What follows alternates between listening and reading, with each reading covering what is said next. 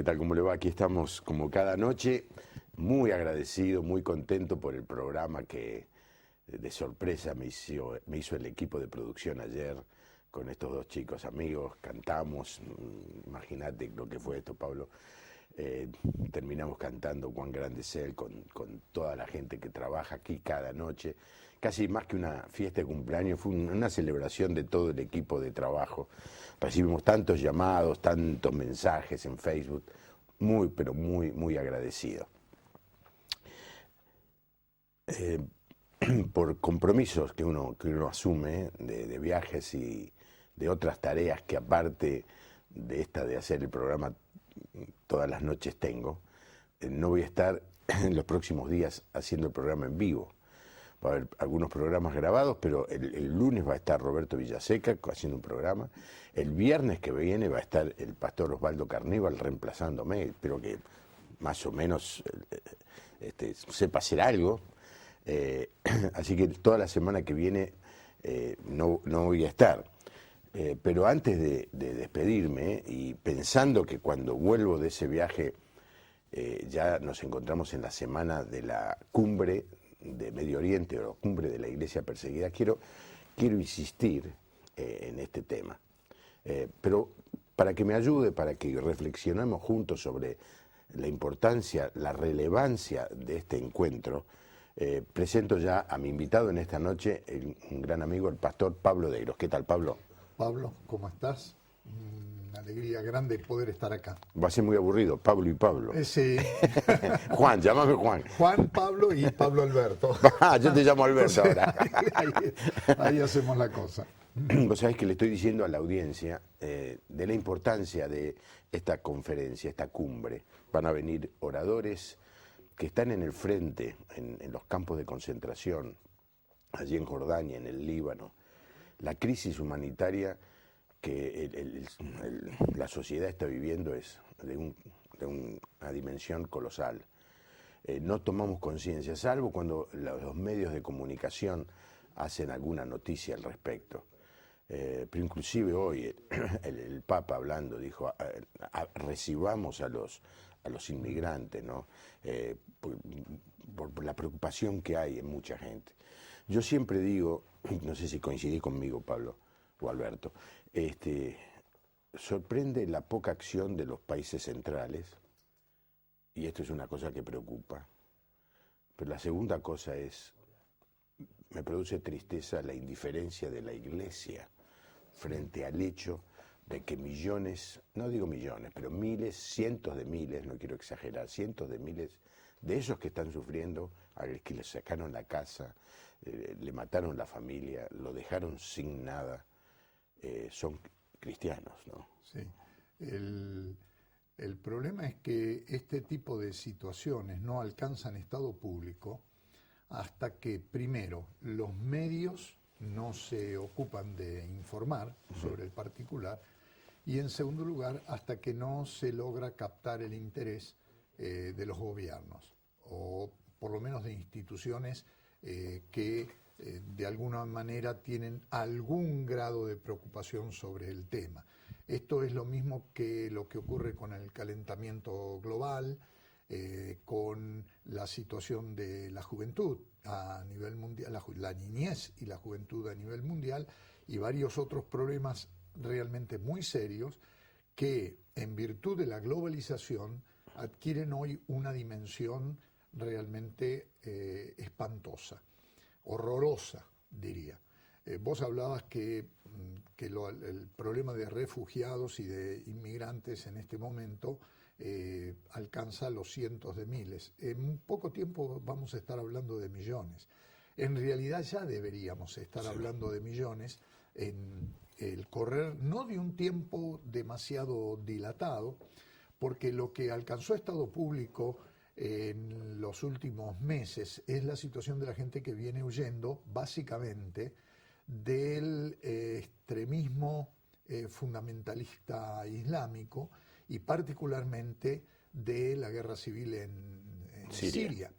Pero hay que recordar que pocos años antes y durante unos cuantos años han habido enormes matanzas y desplazamientos de población en África, solamente que África no tiene prensa, no tiene difusión. Los noticieros, el periodismo, el gran periodismo, no va a África y a los gobiernos no les interesa África más que para seguir explotando los recursos, especialmente minerales, que hay en el continente.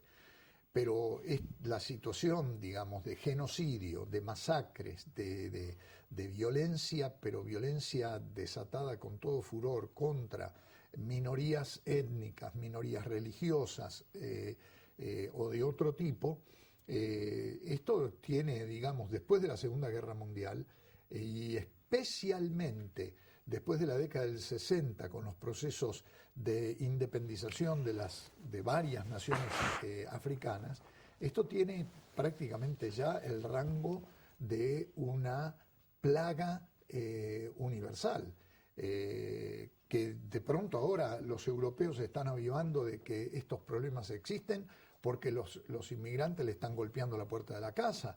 Pero había que estar en África hace 10, 15, 20 años atrás o más para darse cuenta de la muerte de decenas y decenas de cientos de miles de personas debido al hambre, a la pobreza, a la guerra civil, a los gobiernos tiránicos y abusivos, etcétera, etcétera. Y bueno... Sí. Y acá en América Latina, nosotros ni siquiera nos hemos desayunado de eso. Como está tan lejos, sí. Y como tenemos también nosotros nuestros propios problemas, no somos muy conscientes. Sí. Aunque deberíamos también percatarnos de que, por lo menos aquí en Argentina, nosotros tenemos también un montón de migrantes que vienen huyendo de situaciones dramáticas. Hace 15 años atrás, 20 años atrás, ¿cuántos peruanos, especialmente de la zona de Ayacucho, vinieron a la República Argentina escapándole a Sendero Luminoso? En la iglesia del centro, donde yo estaba en aquel entonces como pastor, en una ocasión recibimos cerca de 12.000 ciudadanos, bueno, 12.000 ciudadanos peruanos habían ingresado al país, y de esos 12.000, más de 7.000 pasaron por la iglesia del centro, con un arreglo con el cónsul peruano que estaba totalmente desbordado. Sí. Tenía una oficinita de 3x3, una secretaria y un guardaespaldas. Y no sabía cómo atender a los miles y miles de ciudadanos peruanos que habían escapado del Sendero Luminoso, muchos de ellos profesionales, pequeños comerciantes, etcétera. Habían pasado por Chile, los desvalijaron, vinieron con la ropa puesta a Buenos Aires, y acá en Buenos Aires la policía los presionaba. Teníamos testimonios en aquel entonces de mujeres que habían sido violadas en comisarías y sometidos a todo tipo de abuso. Y por un mes el cónsul de la República del Perú, junto con hermanos del Departamento de Acción Comunitaria de la Iglesia, en el santuario de la Iglesia del Centro, ahí en la calle de Estados Unidos, estuvimos atendiendo a estos ciudadanos peruanos para darles documentación, ayudarlos con alimentos, en la medida de lo posible trabajo, medicinas y junto con el consulado ver la manera de mandar de vuelta a Perú a todos los que se podían ir. Claro. Porque los habían engañado. Sí. Les habían dicho que acá en Argentina, en aquel momento, con $500 se vivía. $500 era una fortuna en Perú, cuando un salario de medio era de $50. Y cuando acá en Argentina, en la época de Menem, hacían falta por lo menos $2.000 para vivir, en la época de la plata dulce. El 1 a 1. Bueno, aquí estamos. Si lo largo lo dejo a Pablo, se nos va. Todo esto para anunciar que del 9 al 11 vamos a tener aquí en la Iglesia de la Puerta Abierta la cumbre de Medio Oriente. Escuchemos a la iglesia perseguida. Y van a venir oradores de allí de Medio Oriente. Allí está la página cnxoriental.com. Antes de anoche hablamos un poco con Daniel Bianchi, que es el que está dirigiendo esto junto con toda la red de misiones mundiales. Es decir, quiero aclararlo otra vez, la Iglesia de la Puerta Abierta pone el lugar nada más. La organización corre a cargo de la Red de Misiones Mundiales, que es un organismo en donde están trabajando todas las entidades preocupadas por el tema de las misiones mundiales. Y vamos a tener esta conferencia. Yo le invito a los pastores y a los líderes, ya queda poco, ¿no? Si dijiste, bueno, lo vemos más adelante, bueno, ya no hay más adelante. Ya en esta semana, a lo sumo la semana que viene, tenés que mandar la inscripción, hacer saber que venís para hacer todas las previsiones y poder ayudarte en tu estadía aquí en Buenos Aires. Pero sería muy importante que de cada iglesia hubiera alguien que escuchara esto y luego lo llevara a la congregación. Algo tenemos que hacer. La gran pregunta del Génesis al comienzo, ¿soy yo guarda de mi hermano? Y la respuesta es sí. Esa es nuestra tarea, cuidar a nuestros hermanos. Dice el texto en el Nuevo Testamento, hagamos bien a todos, pero mayormente a los de la familia de la fe. Estamos pensando en que en esos campos de concentración hay hermanos nuestros sufriendo. Yo no sé qué vamos a hacer, no sé qué podemos hacer, pero sé que podemos por lo menos comenzar a escucharlos. Allí va a quedar la página para que usted se anote. Me encanta invitar a Pablo Deiro porque le puedo hacer todo tipo de preguntas, las más difíciles de todas. Y no las contesta todas. Vamos, no quiero que presuma acá que sabe todo, ¿no? Por ejemplo, no sabe lo que va a pasar mañana. Por ejemplo, en eso es igual que todos los mortales. Pero sabe mucho de la historia bíblica y de la Biblia. Entonces, como yo anuncié, y mi señora vio el programa anoche, y ella hoy tuvo su clase, tiene una clase donde ella enseña la Biblia, te hago la primera pregunta difícil. A ver si la puedo responder. Se dice que el Señor Jesús estuvo muerto 3 días hasta la resurrección. Uh-huh.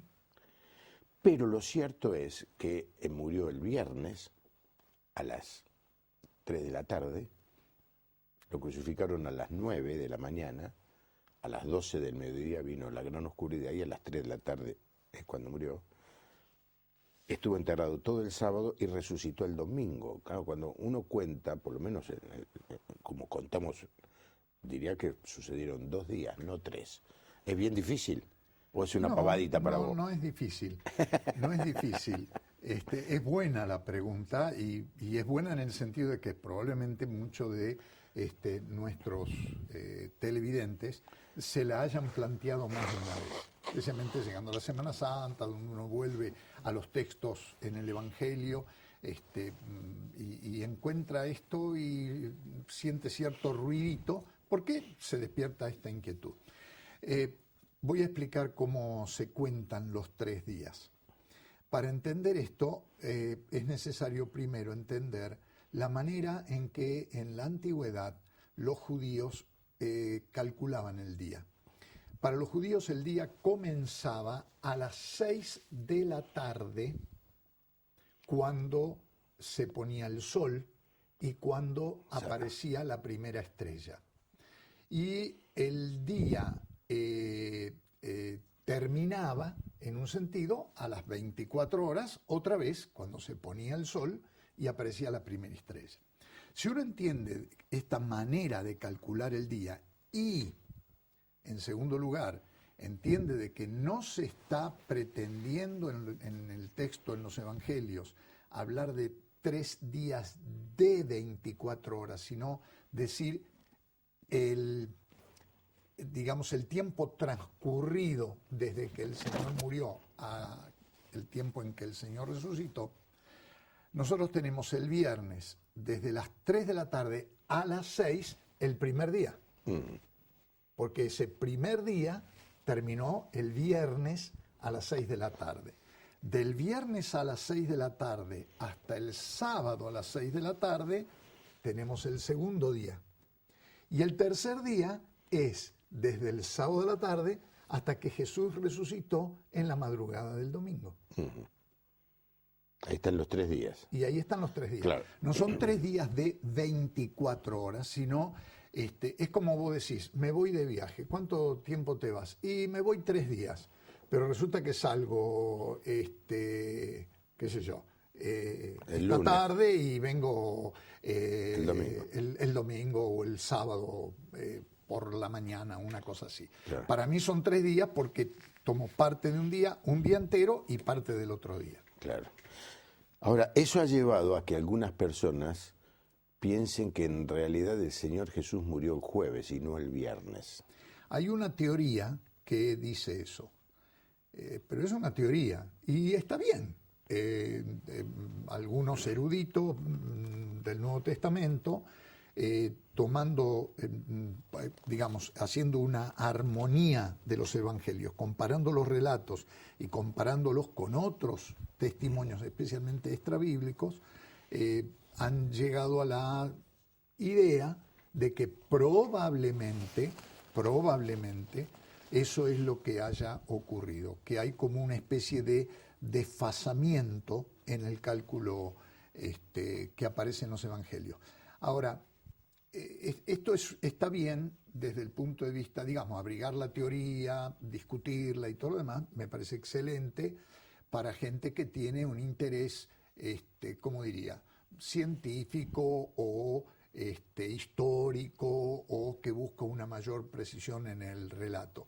Yo personalmente no veo razón para dudar de la precisión del relato de los evangelios, porque no habría una razón para que los evangelistas, en su testimonio de los hechos, si bien son testimonios teológicamente interpretados, nadie está pretendiendo hacer una crónica hora por hora de qué es lo que pasó, creo que son testimonios muy fieles. Primero de algunos que fueron testigos presenciales, oculares, y de otros, como el caso Lucas, por ejemplo, o el caso Marcos, que fueron testigos que reciben el testimonio de testigos oculares, ¿verdad?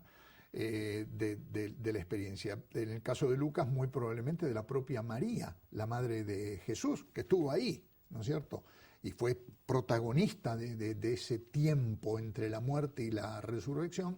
Y en el otro caso, el caso de Marcos, que lo recibió de boca de Pedro, de quien fue discípulo.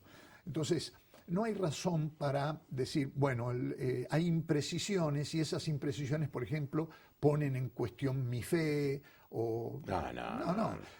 Si es interesante, a título de curiosidad. Por ejemplo, en una charla de café, nos ponemos a discutir, mira que según este documento tal cosa, según este otro documento Sí, tal no otra, cambia, no. y tratamos de buscar a ver qué es lo que suena más coherente. Pero el relato es confiable, el relato está hecho por testigos serios, además del hecho de que están inspirados por el Espíritu Santo, ¿no? Sí. Son testigos serios, hay un grado de certidumbre histórica muy fuerte y demostrable en cada uno de los relatos de los evangelios, especialmente en el caso de los sinópticos.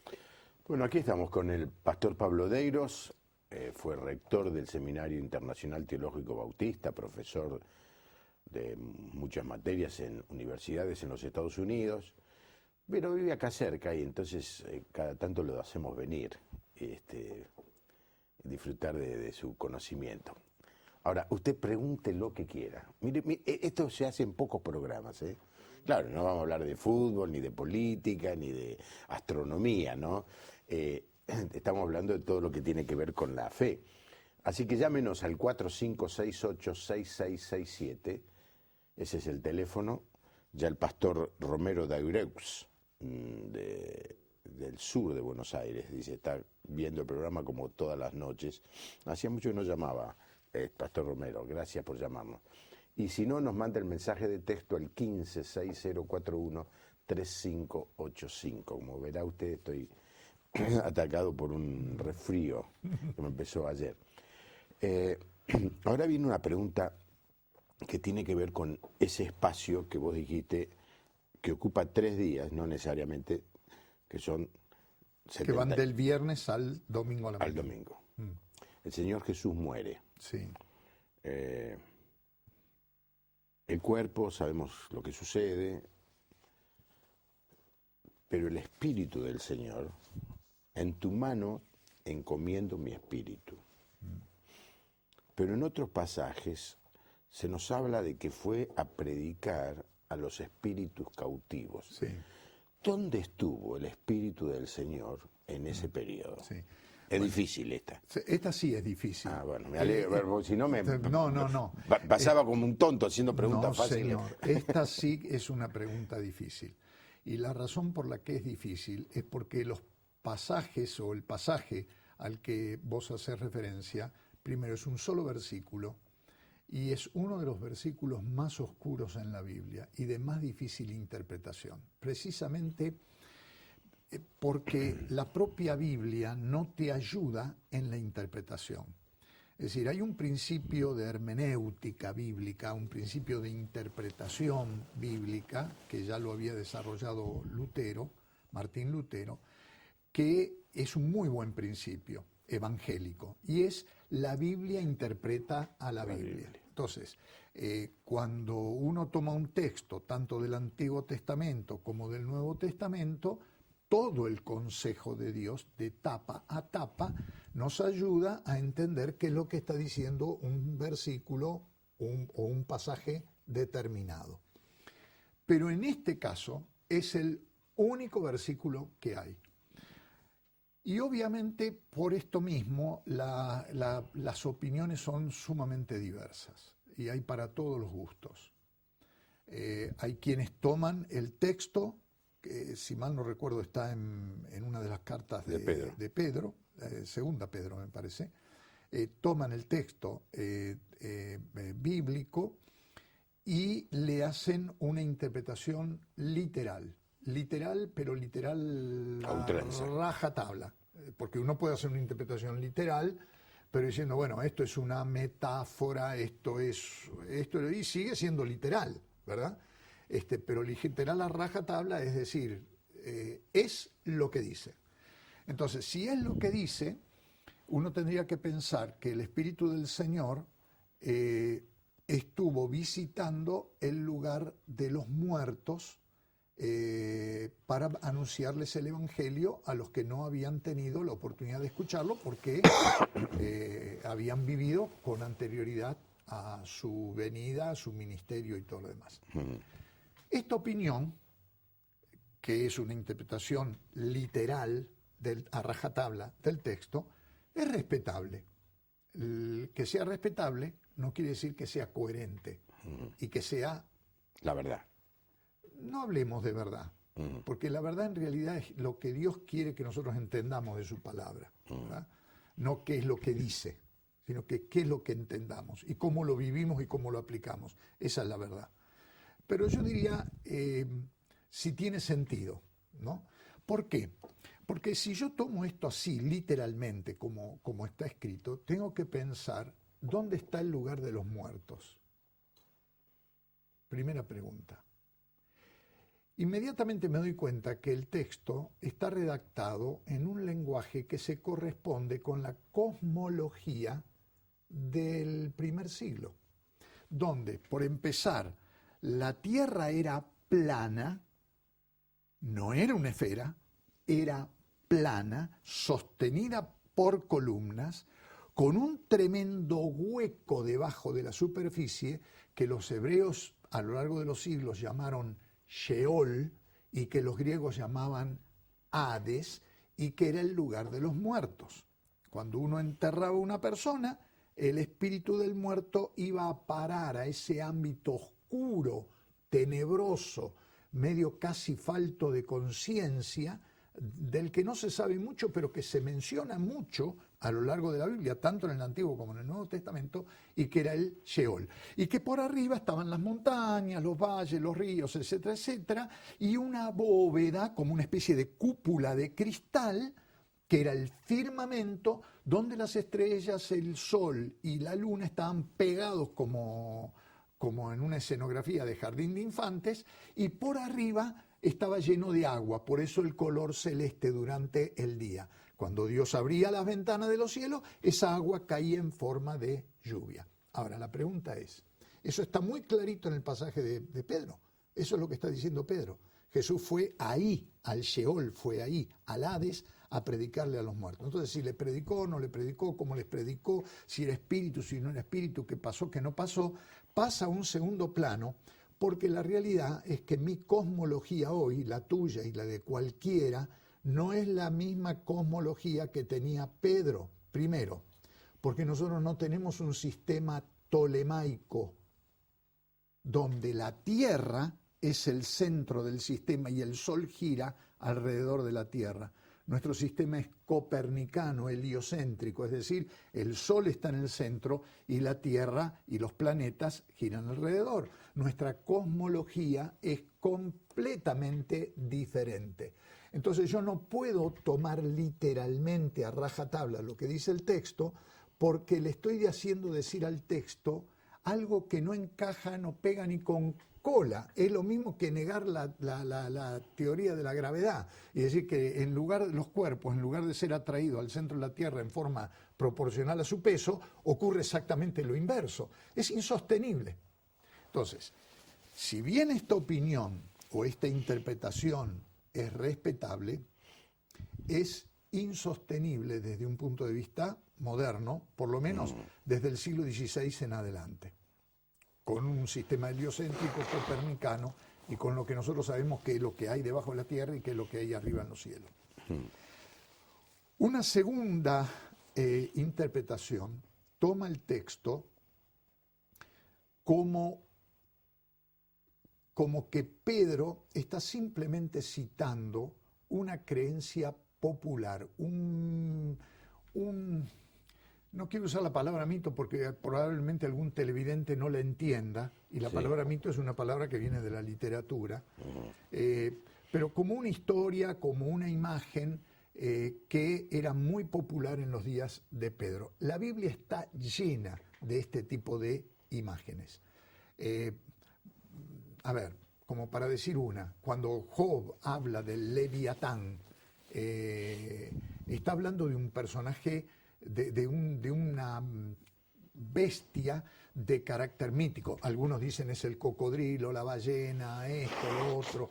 Hay una serie de imágenes en la Biblia que uno las puede comparar con cosas conocidas, pero otras que son de carácter mítico, que son parte de las historias populares.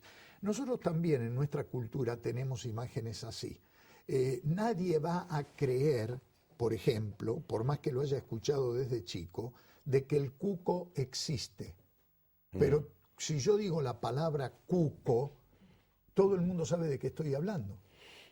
Y hay un montón de cosas así en la literatura, en la conversación de todos los días, en la manera en que nosotros comunicamos las ideas, en las imágenes que creamos mentalmente para entender ciertas realidades. En este sentido, Pedro estaría repitiendo o tomando una manera, digamos, folclórica de pensar, y estaría diciendo, tratando de dar una explicación al pasar de qué es lo que ocurrió con Jesús en ese periodo de tiempo. Una tercera explicación sería simplemente tratar de entender qué enseñanza, qué mensaje pretende comunicar ese versículo. Claro. Y acá, más allá de las imágenes, si el Sheol o Hades existe o es real, tal como se creía hace 2000 años atrás, si esta es una figura de lenguaje o una historia de viejas para que los chicos se vayan tomen la sopa o se vayan a dormir, es tratar de ver qué lección hay acá. Y creo que hay una lección muy importante. Y esto ya es una cuestión teológica. Yo no usaría este versículo como un versículo de prueba o de sustento de esta posición teológica, pero el versículo me provoca una conclusión teológica. Y la conclusión teológica es que el amor de Dios, tal como se expresó en Cristo Jesús, está más allá de la vida y más allá de la muerte. Que la misericordia de Dios está más allá del tiempo y del espacio. Que no hay lugar, por recóndito que sea, como el Sheol, ni un tiempo, por lejano que sea, como el pasado, que no tenga la oportunidad de ser redimido por el amor de Dios. En el lenguaje del versículo es interesante pensar que el Cristo victorioso, el Cristo que va a vencer la muerte, va al reino de la muerte, porque eso era el Sheol, el Hades, el reino de la muerte, para predicar allí el Evangelio. El Cristo victorioso, que ya venció a Satanás en la cruz, va al lugar de las tinieblas más profundas, porque eso era el Sheol, el Hades, a brillar con su luz. Porque Él es no solo la luz del mundo, Él es la luz del universo, Él es la luz de todas las esferas, Él es la luz de todas las dimensiones, pasado, presente y futuro, Él es la luz de los vivos y Él es la luz de los muertos. Entonces, cuando uno toma estas palabras y les busca, no digo que esta sea la interpretación correcta, Juan Pablo, pero le busca un sentido teológico y dice, este versículo, que es un verdadero rompedero de cabeza para cualquier intérprete, ¿no es cierto? ¿Qué me enseña? ¿Qué me dice? A mí me dice eso. Y me dice una cosa más, que el amor de Dios nunca se queda ocioso. Esto es lo que canta el Cantar de los Cantares. El Cantar de los Cantares dice que el amor no lo puede apagar el agua de todos los mares y es más fuerte que la muerte. Ese versiculito que es una espina metido ahí, uno dice, ¿para qué lo escribió? Pero ese versiculito tiene este mismo mensaje del Cantar de los Cantares. El amor de Dios es más fuerte que el Sheol, más fuerte que el Hades, más fuerte que la muerte. El texto del que estamos hablando, de 1 Pedro 3:19, se traduce de muchas maneras. Yo tengo aquí por lo menos 15 traducciones, ¿no? En el cual también fue y predicó a los espíritus encarcelados. Punto. Y de esa manera fue a proclamar su victoria a los espíritus que estaban presos. Es lo que estoy diciendo.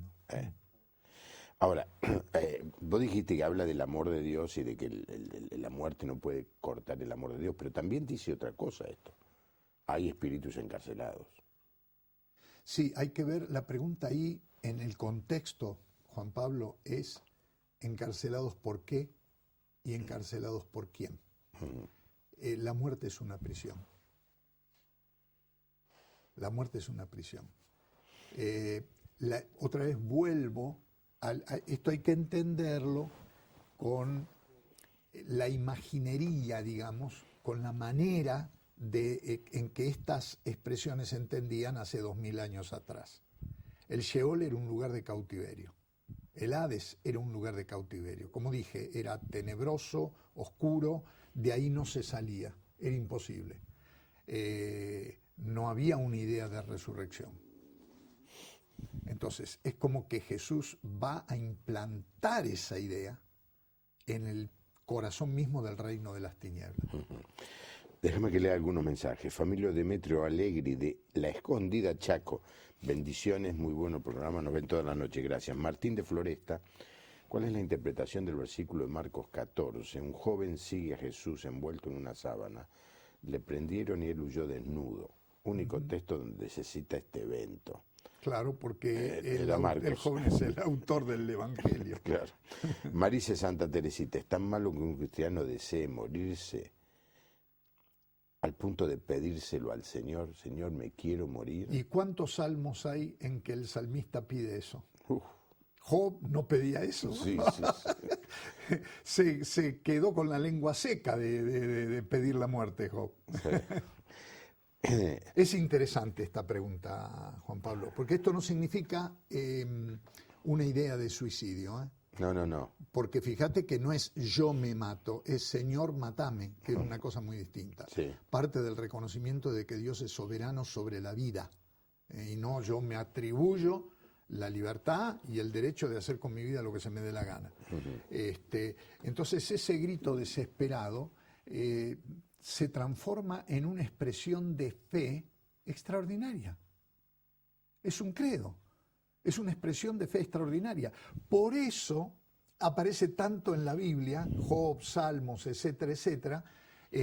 Jeremías medio que clamaba también, que quería pasarse al otro barrio y no seguir sufriendo lo que estaba sufriendo. A ver si me dan el piano un poquito. Y Dios la honra, ese clamor, lo honra llenando a la persona de esperanza. Claro. En presencia estar de Cristo, ver su rostro que será. Cuando al fin en plena gloria mi alma le contemplará.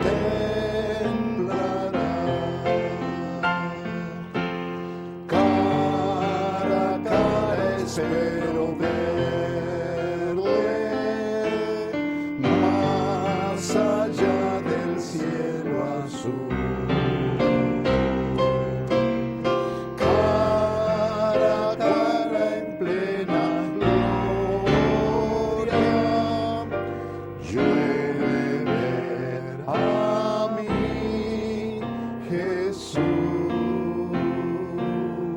Esto es lo que decía el apóstol Pablo, Claro. que prefería estar con Cristo, que era mucho mejor, y que si había alguna razón por la cual se quedaba, Es porque tenía algo que hacer. era porque todavía había mucho que hacer para el reino, ¿no? Oscar de Goya, ¿por qué se dice que los que mueren pasan a la presencia del Señor? Interesante pregunta. Déjame que siga leyendo otro mensaje. Bueno, alguien manda mensaje el texto y preguntan, ya lo hemos contestado esto tantas veces, expliquen sobre el día sábado. Sí. Arias de la ciudad de Buenos Aires, gracias por semejante enseñanza. Bueno, empecemos por lo que justo, mire, antes de que antes que yo leyera el mensaje, relacionado con la pregunta de Marisa de Santa Teresita, un cristiano desee morirse, el himno es que es lo mismo que decía David o Job, queremos en presencia estar de Cristo, ¿no? Sí. Es decir, la mayoría, es interesante, la mayoría de los himnos, la última estrofa hablan de la eternidad. Exacto. Había una conciencia de que la gente se moría cuando escribían esos himnos, ahora parece que no. Pero sí es verdad, Pablo dice, lo acaba de decir Alberto, presente con Cristo, ausente del cuerpo, presente con Cristo, que es muchísimo mejor. Muchísimo mejor. ¿Qué significa? El espíritu muere y ¿qué pasa? Bueno, acá también hay diferencias de opinión entre los teólogos, ¿no es cierto?, y los estudiosos bíblicos. Hay para algunos lo que se llama el estado intermedio entre la muerte y la resurrección. Ese estado intermedio se define de distintas maneras. Yo quisiera, antes de ampliar un poco esto, hacer una advertencia. Y la advertencia es que tenemos toda la libertad en Cristo y bajo la guía del Espíritu Santo y orientados por la palabra de Dios, de desarrollar nuestro pensamiento y de sacar conclusiones y demás, y no repetir como loro lo que otro nos dice, ¿verdad? Pero tenemos que ser cuidadosos y críticos de nuestra propia manera de pensar. Muchas de las teologías que nosotros sostenemos y muchas de las conclusiones teológicas que nosotros sacamos no tienen mucho que ver con el Nuevo Testamento o con el pensamiento judeo-cristiano, sino que tienen que ver con la filosofía griega. Y la filosofía griega era pagana, no nos debemos olvidar de eso.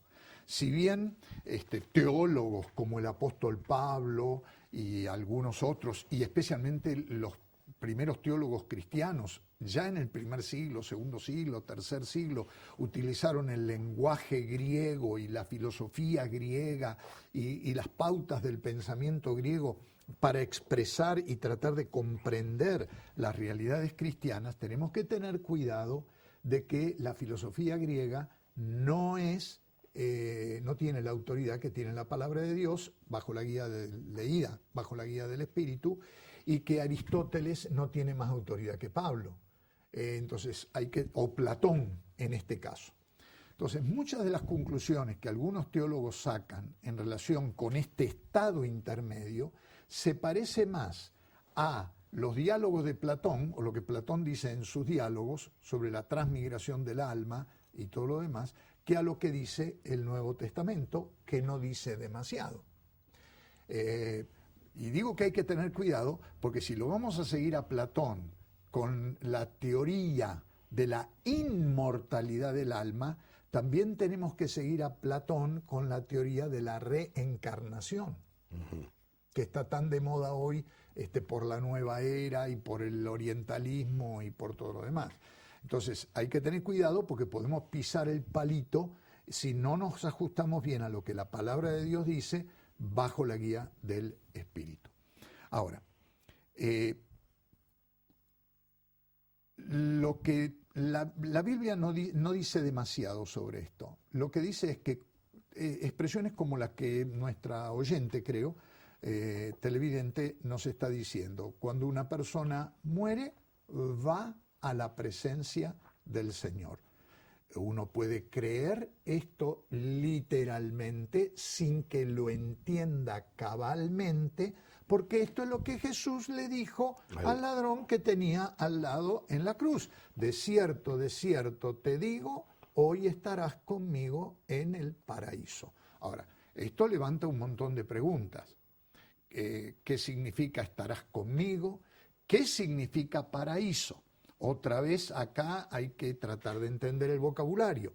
La palabra paraíso es una palabra que viene de la del hebreo. No, del persa. Del persa, mirá. Persa. El paraíso era el jardín del rey. Vos pensás en Ciro, Darío, los grandes Artajerjes, los grandes emperadores persas. El paraíso era el jardín del rey. Y ese jardín del rey, esa imagen aparece en Esther, esa imagen aparece en el Cantar de los Cantares. El jardín del rey era un lugar exclusivo del rey. Si vos entrabas sin permiso, te costaba la vida. No podías entrar al paraíso si el rey no te autorizaba o si el rey no te llevaba. Entonces, cuando Jesús dice, estarás conmigo en el paraíso, está usando un lenguaje persa e imágenes persas que eran populares en su tiempo, para decirle, vas a estar disfrutando de mi presencia directa. Ahora, ¿cómo es esto? Es difícil de explicar. Sin embargo, cuando yo me despedí de mi vieja en su lecho de muerte, tuve esa bendición con mi mamá, con mi papá, con mi hermano, de despedirlos, los vi morirse en mis brazos, la despedí sabiendo y con esta palabra de consuelo, vas a estar con el Señor, lo vas a ver cara a cara, y vas a estar con este, con el otro, con aquel, con tantos creyentes en la familia y demás. Y esa es nuestra fe, Juan Pablo, y es nuestro consuelo. Ahora, si vos me decís, dame una explicación científica, yo sabés lo que te digo, no sé. Y claro. No sé porque yo no he vivido la experiencia. La puedo imaginar, pero la puedo cantar, porque la poesía ayuda, el lenguaje poético, a expresar estas cosas que son inasibles, es decir, que no se pueden expresar con palabras, pero que se pueden sentir con la fe. Bueno, me deja que leo, porque ha llegado Ana de 25 de mayo. Felicidades a Juan Pablo. ¿De dónde salió la mujer de Caín? Si la Biblia habla que fueron los primeros hijos. Bueno, para eso lo tenemos a Carlos Villanueva, que vino el lunes pasado. Vino experto en Antiguo Testamento. Sí, hablamos de las profetas, profecías. El no otro me día. digas. Sí. Mira qué bien. Ticino de... Claro, a ver, yo les digo, la gente no sabe. Mi patrón, Bueno, mi jefe. ahora, en su momento vos eras el rector y él era el vicerrector, Sí, ahora es al revés. es al revés. Ahora es al revés. Ticino de Córdoba, felicitaciones por el invitado de hoy, excelente. Franco de Córdoba, ¿cómo podemos ubicar al pastor Pablo Deiro? Mire, acá está, ponelo Acá cámara. Acá está. De todas maneras, a todos los que quieran tener el email de Pablo, escriban al email de la de la producción. A ver, tenemos Sí. un email nosotros. Sí. produccioncanal@lapuertaabierta.org, vamos a ponerlo ahí en pantalla. Y Vicky, que es la productora, Exacto. a quien lo pida le va a pasar ahí está, el email de Pablo, para si no tenemos que estar haciendo otra cosa. Franco de Córdoba, ¿cómo podemos? Ya está. Enzo de Rosario. Y si Pablo dice que hay que redimir el tiempo, se supone que no hay reloj, por lo tanto sería un proceso. Es medio raro. ¿Qué cosa? Ahí me perdí, no entiendo. Pablo en un momento dice... No, ya lo sé lo que dice Pablo. Lo que no entiendo es qué es lo que dice el televidente. No, dice que no hay reloj. Bueno, en la eternidad, es muy interesante lo que dice, porque nosotros tenemos la mente seteada a vivir con un reloj. Bueno, lo que Kant decía, ¿no? Immanuel Kant, las condiciones a priori del entendimiento. Nosotros no podemos entender la realidad si no es en las categorías de tiempo y espacio. Claro. Ahora, esto es interesante. Vamos a hacer un poco de filosofía. Nos quedan 12 minutos, te digo. No, 2 minutos. Esto es interesante, porque ahora levanto yo la pregunta para que nuestros televidentes también usen lo que tienen debajo del pelo, y piensen con nosotros y se metan en este diálogo. Estamos dialogando y estamos haciendo teología, sí, en un sentido, con total libertad, haciendo teología. Cuando Jesús muere, entra en una nueva dimensión. Y uno podría decir, escapó al tiempo y al espacio. Pero su resurrección fue lo más histórico, lo más espacio-temporal, el evento más espacio-temporal que uno se puede imaginar. Uh-huh. De allí que Satanás y sus huestes y sus discípulos han insistido en negar la resurrección de Jesús. Y Pablo argumenta largamente sobre esto en 1 Corintios 15.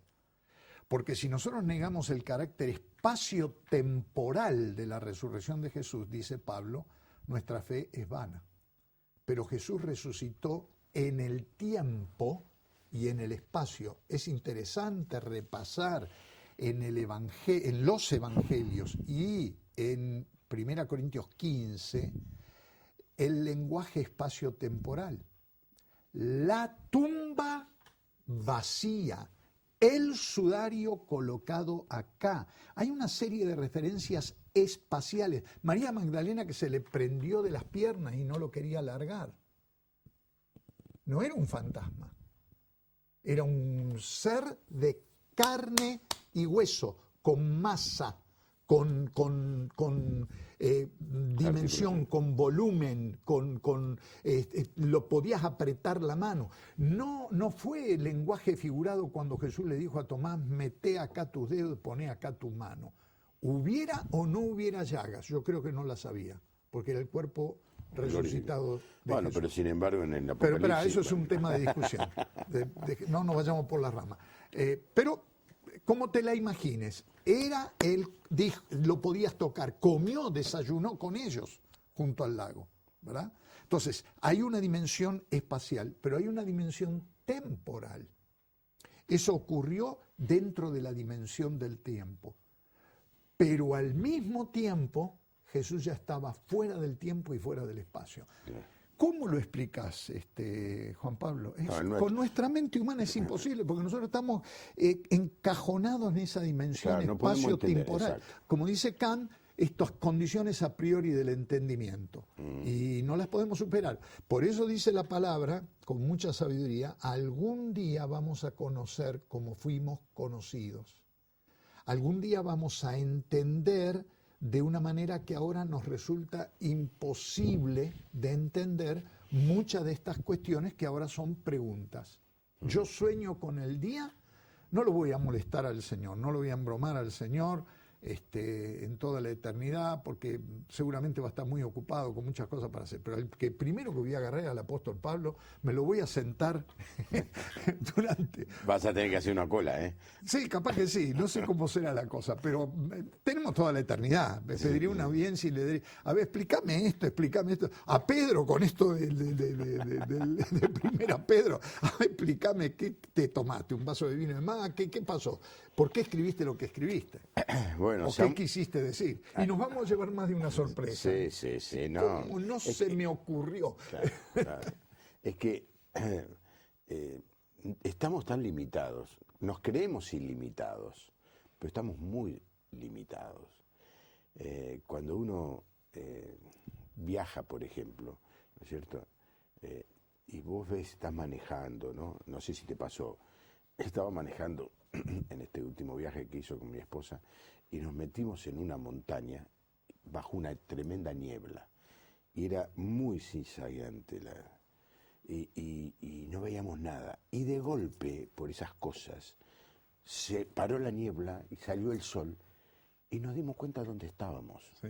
Bueno, esto es lo que nos va a pasar. Estamos en un momento... Estamos mirando como por un espejo. Exacto, la gloria de Dios.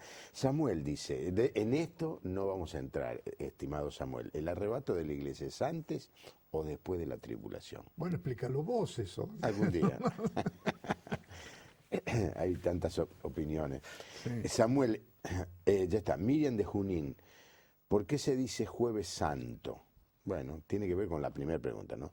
Facundo de Pilar, ¿cómo puedo tener una cita con el pastor Pablo Deiro? Bueno, Eso se va a hacer más difícil.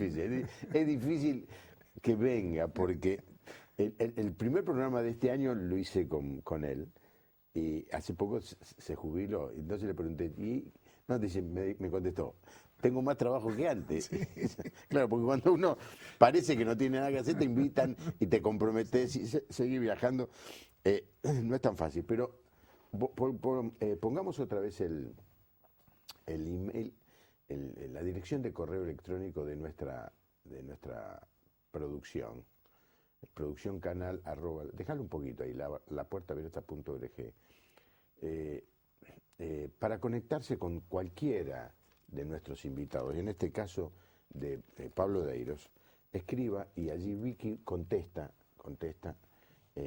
porque no damos teléfonos, obviamente no damos la dirección de la casa, claro, por un problema de seguridad, pero sí podemos dar la dirección de correo electrónico y Facundo tratará de encontrar el momento cuando encontrarse. Uy. Llegan más mensajes. ¿Qué hago? Lo leo. Emilio de Entre Ríos, en Primera Samuel 28, es un caso de espiritismo. Raúl de Rosario, me gusta la profundidad con la que explica el hermano. Anónimo, ¿el invitado cree o no cree en la condenación eterna? Mirá qué pregunta. Roque Cuello de Dolores. ¿Quiénes eran aquellos cuyos sepulcros se abrieron en el momento de la resurrección? Pablo y Alicia Church. Sí. Envían un afectuoso saludo a los queridos bueno. Pablo Deiro y al amigo Juan Pablo. Qué bueno. Un abrazo. Cariño muy grande a los dos. A los dos. ¿Los casaste vos? Sí. Bueno, igual te siguen recordando con cariño. Mira, ¿la venida del Señor es un proceso o es un evento? Uy. ¿La salvación es solo para los escogidos? Uy, esta pregunta. ¿O la libre gracia alcanza a todos los que creen? Roberto de Rojas, claro. Bueno, pues está bien. Vos desafiaste a la audiencia a hacer preguntas difíciles y complicadas, claro. Todo el mundo aprovechó y nos bombardeó. Claro, pero sabés que hay una realidad, que estamos sujetos al espacio, estamos aquí, sí, y al tiempo. Nos quedan 5 minutos para despedirnos. Pero yo quisiera decir algo en 1 minuto, y es realmente un aprecio muy, muy especial a, ¿cómo diría?, a la capacidad de la audiencia de responder inmediatamente. Esto dice 2 o 3 cosas importantes. Primero, que nos están escuchando. Segundo, que nos están escuchando con atención. Y tercero, que evidentemente no se están aburriendo porque las preguntas que mandan, todas las preguntas, las que hemos podido responder y montonazos más, son todas preguntas muy interesantes. Y reflejan inquietudes que emergen de leer la palabra de Dios, de pensar. Y yo quisiera, Juan Pablo, alentar no solo a los que preguntaron, sino a miles y miles más de personas que están detrás de la pantalla, a que no desalojen estas preguntas de su mente. A veces, especialmente los creyentes evangélicos tienen dudas de decir, si yo hago preguntas es porque no creo. No. Tomás fue el que expresó su fe, la fe más madura, la declaración de fe más inteligente como resultado de sus dudas. Una persona que no duda corre el riesgo de transformarse en un ocioso intelectual. Y no es la voluntad de Dios que seamos ociosos intelectuales, sino que nuestra fe sea una fe, como decía Pedro, ¿no? Estando siempre bien preparados para presentar defensa ante el que pida razón de la esperanza que está en nosotros. Así que estas preguntas, yo quiero felicitar a la audiencia, a los que han escrito, llamado y otros que se han quedado con las ganas, de que no se censuren o digan, no, esta pregunta es una estupidez o qué van a pensar si yo pregunto esto. Al contrario, son preguntas muy, muy inteligentes. Algunas, y Juan Pablo en eso es sabio porque está acá todos los días, no les da lugar, porque es cierto, son preguntas que se han formulado muchas veces y se han respondido muchas veces. Otras son preguntas difíciles de responder, pero otras son preguntas que es bueno que juntos tratemos de encontrarles una respuesta. Sí, y sabes que soy cuidadoso también, Pablo, de no entrar en preguntas en que yo sé que hay distintas maneras de interpretar en muchas iglesias que están viendo el programa, y que una respuesta que yo dé, por ejemplo, te saco el tema de si una persona divorciada se puede volver a casar. Claro, eso es un tema que se debe resolver en cada congregación. Exactamente, preguntan todo el tiempo eso. Nosotros, digo nosotros como Iglesia de la Puerta Abierta, tenemos lo que se llama una pastoral al respecto. Pablo como pastor también tiene. Es más, no sé, yo nunca creo que coincidimos, pero posiblemente quizá hasta no coincidamos en algún punto. El poder que nos da el medio de comunicación lo debemos usar con mucho cuidado. Porque una frase nuestra apoyando una posición en este punto, por ejemplo el divorcio, se tomaría como un dogma, como una verdad revelada, cuando no lo es simplemente la opinión de un pastor con muchas debilidades y mucha flaqueza como soy yo. Y vos sos un tipo muy inteligente, pero también tenés tus flaquezas y tu debilidad. Entonces, hay preguntas, por ejemplo, el arrebatamiento, ¿es antes o después? En la India, una denominación se dividió por el tema por si era antes, el arrebatamiento era antes o después de la tribulación. Yo creo que acá nadie se va a dividir. Pero lo que dice Pablo, actuemos con generosidad y con apertura. Aceptemos que no todos piensan como nosotros, que la luz que tenemos nosotros no necesariamente la tienen los demás y tenemos que respetar a los demás.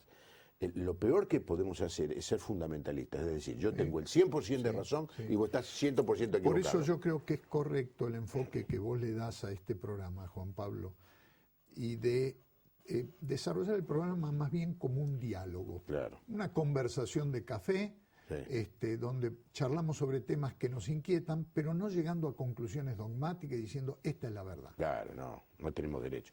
Mil gracias, Pablo. Al contrario. La próxima vez que lo traiga, yo le digo la verdad, yo se lo digo todas las veces. Él podría hacer un programa sin mi presencia, con alguien que le traiga las preguntas y contestar. No me quiere aceptar el desafío, porque tiene una agenda. Vamos a esperar que envejezca un poco más, capaz que deja de viajar, ir a enseñar a las universidades de todo el mundo y nos enriquece con su presencia. Gracias, Pablo. Voy a estar por unos días ausente del cuerpo en el programa, porque tengo otras responsabilidades que las tengo que cumplir en la próxima semana. Mañana hay una transmisión de Canal Luz, no sé bien qué es, pero hay una transmisión especial de Canal Luz, por eso no estamos mañana en el programa. Pero no se olvide, del 9, 10 y 11, la cumbre de Medio Oriente, escuchemos a la iglesia perseguida. Por favor, váyase orando, tengo que ir, tengo que participar, pídale ayuda al Señor. Que tenga una buena noche, que el Señor le bendiga.